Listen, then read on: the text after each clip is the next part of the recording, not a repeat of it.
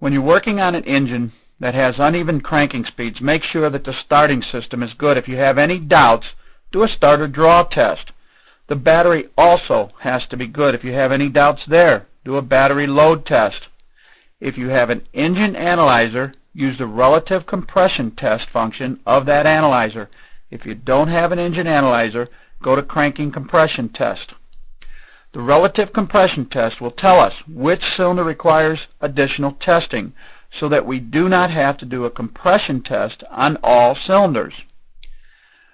During the relative compression test, if all the cylinders are within 10% of each other, go to running compression test.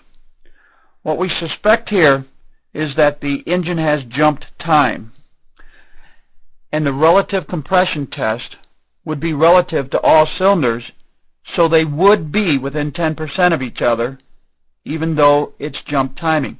So go to running compression test to determine if this engine has jump time. If one cylinder is low, go to engine cranking and then engine running compression test.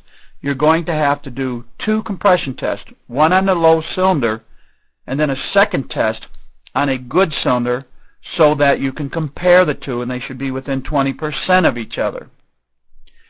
If several cylinders are low and uneven, go to cranking compression test. This is the end of this test sequence. Make a selection from the video menu based on your test results, or repeat the last test to identify the best test to do next.